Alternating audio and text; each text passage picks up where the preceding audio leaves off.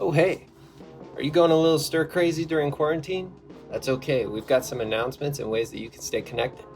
We're casting for an upcoming series called The Leap. We want to challenge you to reconnect and reach out to someone. It could be a family member that you had a falling out with, or even a friend that you need to ask for forgiveness. If you're interested, please sign up in the link below. And just a reminder, we have prom coming up April 17th. Don't forget to RSVP in the link down below and follow us on Instagram for additional information. The invitation that God gives to the people that he made is so generous and came at such a high price to him. A high price, he gave up a weekend. He gave up a weekend. Right.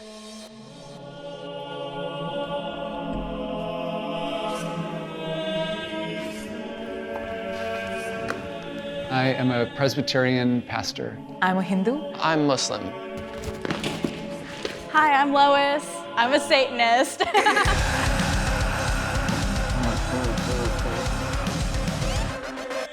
To be honest, when I heard of Satanist, my first reaction was something that does not align with my core beliefs. I think of like a lot of darkness and evil and lostness. When I think of Abrahamic faith, I think of slaughterings and burnings and mutilations, all in the name of God. To myself, I don't actually have an image or a person or a thing that I think of when I think of Satan. The Arabic word for Satan is shaitan. He's what's whispering in your ear in a sense of trying to lead you away from God. Tell me a little bit more about the Temple of Satan. What is that? One of the things I like about it personally is that they are actively fighting to make sure that every religion has a chance to have a say right now in this country. I'm approaching this with a spirit of curiosity, love to ask questions and hear more about the perspectives of the people that I'm going to be talking to. And as for the major religions, I hope to understand why they stayed within their religion if they were born into it, or I hope to understand how they justify their beliefs.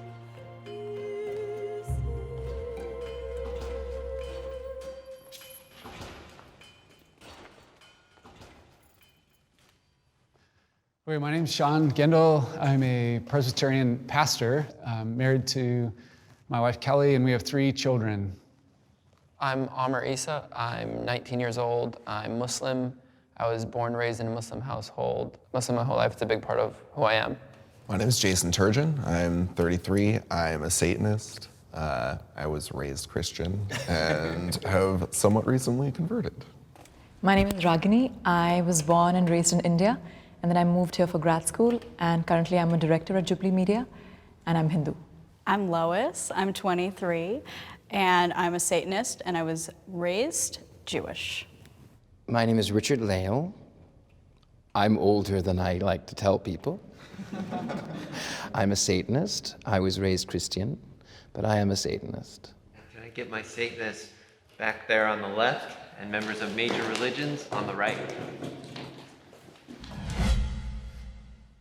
Hell is a real place.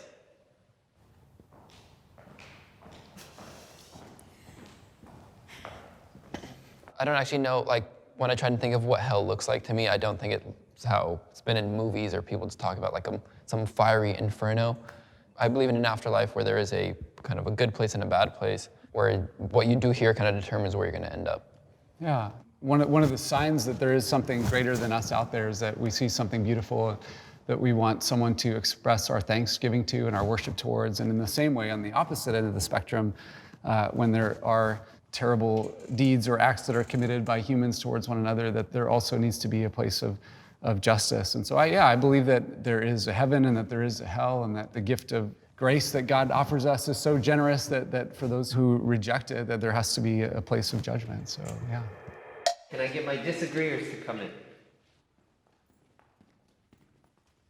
Personally, I would never worship a God that would send someone to an eternal lake of fire to be burned forever for the simple fact of non-belief, when that deity knows what it would take to convince every single person on this planet. That is cruel, it is inhumane, it is not kind, it is not generous, and that is not a God worthy of worship.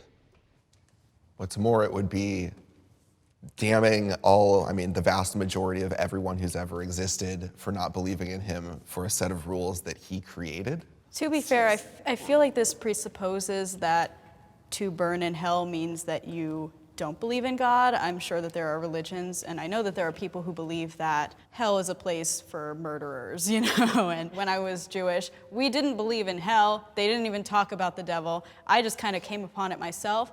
I believe that in the event that we have spirits and they will go on to some other realm, it's probably more of a nebulous place than a physical hell, lake, fire, everything. I don't even believe we have souls necessarily. I'd like to see some evidence before I believe something like that. I barely believe that we're even conscious, let alone, I'm about to have an existential crisis up here. I think the historical Christian position is that the gift of the invitation that God gives to the people that he made is so generous and came at such a high price to him. A high price, he gave up a weekend. He gave up a weekend. Right. He was God before. Yeah. He was God during, and he's God now. He gave up a weekend. If I knew right now that I could go off and die and then not die, where's the gift in that, number one? I'm able to look at the grace that has been extended to me, and I receive it. I want to make sure I can get a full set to Sean. Okay, so the way that I would commonly think of it is that if I gave up the life of my own son in exchange for your life, that it is okay then for me to make the invitation that God makes towards us. Is that moral? Is it moral? Is it moral? On a corporeal level? Jesus took on the penalty that I deserved for the sins that I committed, if we're looking at the traditional Christian faith. And so I receive his gift of grace and as a payment for the things that I had done. So your question, is it moral or is it just? Is it fair? I'm able as a Christian to say, no, it's not fair because I deserve the punishment that he took on himself. Faith to me is everything. We grew up in a household of faith and learned to love Jesus and love the church and serve the church from the family that I grew up in. And so my wife and I have embraced that same life of faith, and we have taught the Christian faith to our children to understand themselves and their world because of him and his teaching. I believe there is a higher purpose in life.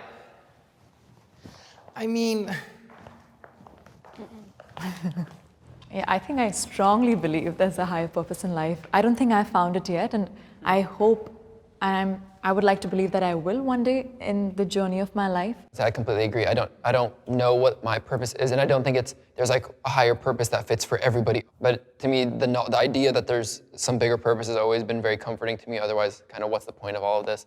No, I fully agree. I believe it's a question that we all ask, and it's one of the gifts of faith, in my opinion, so that when there's times of epidemic and war, Pandemic. You're right. That's a better worldwide pandemic. That we're able to understand, even in those situations of difficulty and conflict and anxiety and fear, that there is a higher purpose in life, and that there's more than what we see. I trouble with the phraseology higher purpose, because that denotes, do I believe God? No, but I do believe higher purpose as in love, to give, to be generous, to be kind, to help, to heal, to be there to understand. The phrase higher purpose it's a loaded phrase. I struggle with higher purpose because it's like God said, I chose you. Yeah, I choose you, and you are going to do this thing, and you're going to continue doing this thing for the rest of your life. And I really struggle with that. Can I just ask, and I mean this because I received your statement with that. You literally cannot offend me. What's up? But What's up, come on. Just curiosity. What if everyone was committed to this idea that like in the way that you expressed it? So I would say some people that are sort of pro-religion, like I am, would say that in order for us to bind together as a culture and learn to kind of work together and help cause one another to flourish, we have to agree on some kind of higher purpose or a common set of principles. I disagree. I don't really see a need for having a prescriptive purpose. I'm struggling to even see what you see as the value in saying that you have a higher purpose. Maybe it's more of a fear or a concern, right? That if everyone got up every day and said that life is all about me, and it's what, and I'm not suggesting at all that that's what you're saying about. I mean, it kind of is. Like, It is my belief, I don't mean to interrupt either of you. Yeah, It is my belief that one should take care of oneself. Yeah. Yeah. Because nobody else will. Yeah. People who do take care of themselves, they understand that it is balance, and they're not going to go out and cause anarchy and mayhem in the streets. It can even be like a selfish act to be helping the community around you, and it's still a good thing, it's still important. It doesn't take a higher purpose to make that kind of thing happen. I was going to school with the intention to become an ordained minister in the Pentecostal church. One of the things there is you read the Bible a lot every day, all day, and after doing that for like several hours a day and reading the Bible through back to back several times and discussing it, I wasn't sold at all. I guess I style myself more as a skeptic and a humanist than anything, and Satanism just happens to fit really nicely in that category for me. And this is actually also kind of like my outing video. Like, my family doesn't know I'm a member of TST. They don't know I'm a Satanist. I believe in good and evil.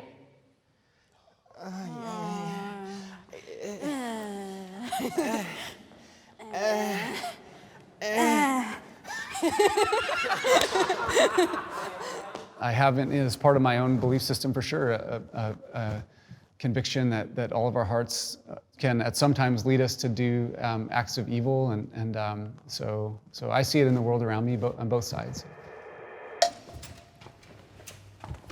Yeah, I think the phrasing is something that's what it's a little bit catchy. It's the dichotomy. Yeah, it just I mean, I believe in right and wrong, and I think some things, for me, a lot of things lie in the gray area, but there are some things that I consider right and wrong, but I wouldn't say it's the same as good and evil, right? That was beautifully said. That was. Thank you. But yeah, no, I agree with that. But I also believe that what is right and wrong has changed throughout history. And it's something where I don't know if everyday actions that I do right now are going to be considered evil later on. Like, is driving a car going to be considered wrong?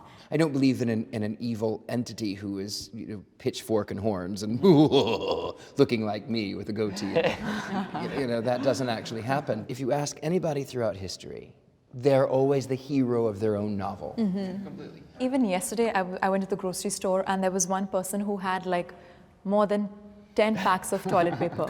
And I do understand that Toilet paper is not going to save you. Yeah, I do understand that he was being cautious and watching out for himself and his family. I just think the act of doing that is wrong because there were so many people who couldn't buy toilet paper. But to him, that was right, but because he was looking out for his family, probably. Yeah, so like I said, I'm saying that I think the act is wrong, but I wouldn't say that he's evil. Like, unless he has IBS or something, I don't know. It doesn't make sense. Why he got so many. Some of the core beliefs of Hinduism is to believe in dharma, making sure that you have enough for yourself and also enough for other people. But Satan in Hinduism is like an assistant to God. He's someone who can cause disruption, but that is more for the benefit of human beings by and large. I believe Satan is evil.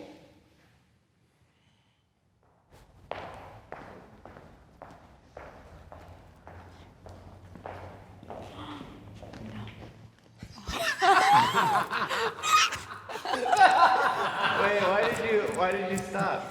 I was trying to play it out in my head, but then I realized I don't agree with that. Okay. Stuff, yeah.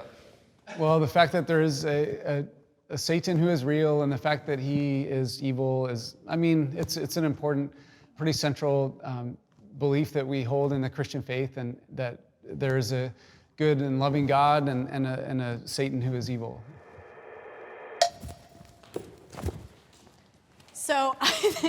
So let's go back to Genesis, okay? God wanted to keep humans from eating the fruit of knowledge, correct? And Satan, or the serpent, wanted to give humans that knowledge. I believe that's a good action. That is a good action. That's a good action. That's justifiable. The first person to advocate for equal rights. Yes. We only heard God's perspective, and from my perspective, I mean, just looking into the Bible, it's like we didn't hear Satan's perspective. Maybe he said, God is a tyrannical God, and I'm going to rebel from him, and I'm going to become a fallen angel to help mankind. My interpretation and understanding of that story is that God created an environment where and it was an environment of love and peace, and where his children that he created and who he loved, who he created in his image would... They were naked and they didn't have understanding. Yeah, and that this is an environment for them to...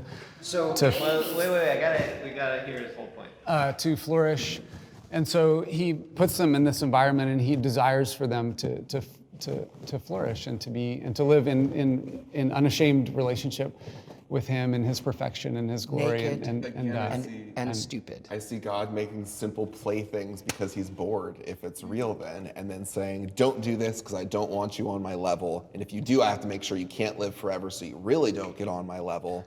Would you think that if you heard that one of your friends was having a baby and you'd say, oh, you're just making a plaything for your... That's Depending different. on their That's different. intention of having the baby, but possibly. There are some yeah. parents who use their kids as absolutely. their playthings. Yeah. But that's how I see the same generative love that out of which God created us. I think for me, from as much knowledge as I have about Satan, I think Satan is a symbol of freedom and liberty, right? Mm-hmm. So that is not evil. Of course, like we discussed before, if people commit wrong deeds in the name of Satan, then that's wrong. For me, I flip-flopped a little only because I don't think that on his own Satan is evil. I think he's used to represent evil. Whether he does or not, that's what he's used for. His character is very much used to say, like, you do something wrong, like, oh, that's an act of, like, the devil, kind of. Satan represents to me taking responsibility for your own actions.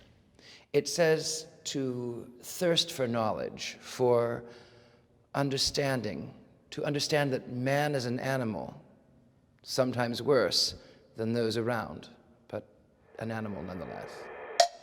Religion has caused more harm than good. Religion has caused a lot of harm. Is it the ultimate source of evil? No.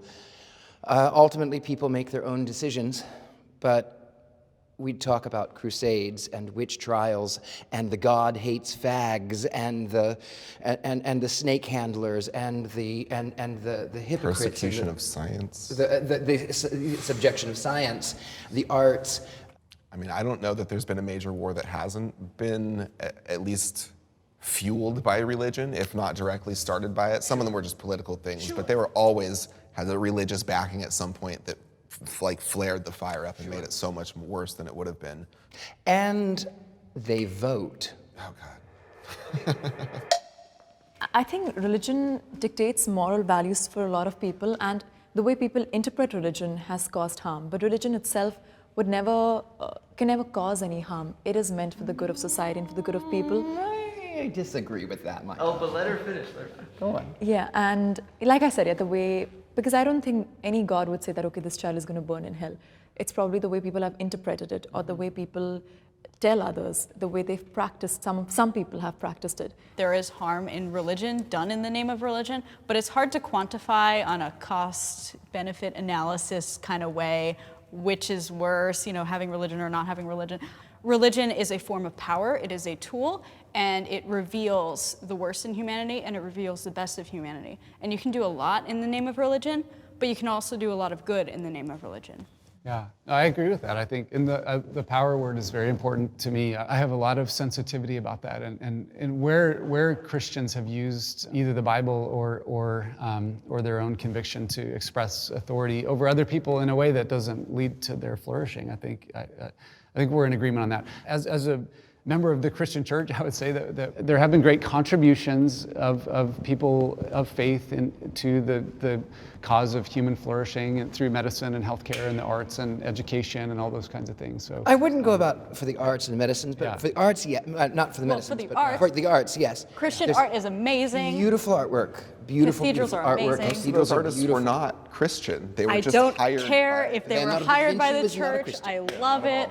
I love Saint Sebastian portraits. I love all of Some of the choral music is beautiful. All of The it. tradition is sometimes beautiful. There's beautiful things in it, and it can help calm someone if that is what they need. I do believe that people do need rituals. I myself have rituals. So I mean, I think religion has given a lot of people some kind of peace of mind. And I think like even if it's necessarily like, again, I think what to you, like someone believing in God, like, well, that's just not true. Why would you do that? I guess to me, believing in God, I don't think, and I've never ever impose my religion on anyone around me. I use it as something, it's like a personal relationship between me and God. And it's helped me, again, lots of times in those times of alone, like in those dark moments, I guess, or in those happy moments, just thanking God for blessing my life, or in those dark moments, like feeling a little less alone is what it's helped. And I think people I've talked to have like felt similar things in that respect.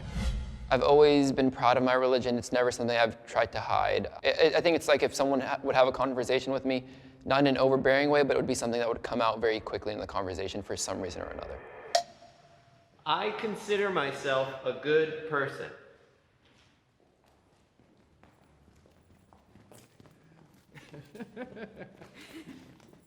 I'm a great person.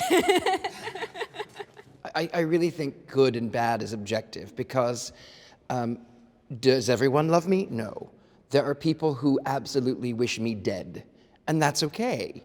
Maybe I deserve it from them, I don't know. But on the other hand, I help little old ladies across the street, and I give to the poor, and I give time and energy, and so is that good? Maybe it outweighs the bad. It's that constantly striving to be better in whatever means that is, but in a moving forward sense, not just staying stagnant in, I'm this and I'm going to stay this way all the time. It's an active pursuit, like you have to do Completely. it every single day. Completely. No, I do believe that being good is in these minute, like little actions, these micro actions that you do every single day. I'm intrigued, do you guys base it more on your intentions or more on your actions? I think it's both, but intention is really important. Yes. It is. Because sometimes you do something thinking that it's going to be a good thing, but it turns out to be disastrous. But as long as you had a good intention in it, I feel like it's Like not, to a certain extent. Yeah, to a certain extent. How many people do good things because they think that's what people expect good things to be? Yeah, and for me, I would just hope that my faith would be borne out in acts of kindness and mercy and compassion and charity. And I know that doesn't necessarily come from me, but I believe that I'm a good person because of who God has made me to be. I think you're a good person because you're a good person. I also think you're more moral than the God of the Bible. I think you're a genuinely good person, and I think you're better than the Bible. I think there's good in everybody. Maybe sometimes it's deep within, but but I do think that at their core, everybody's a good person.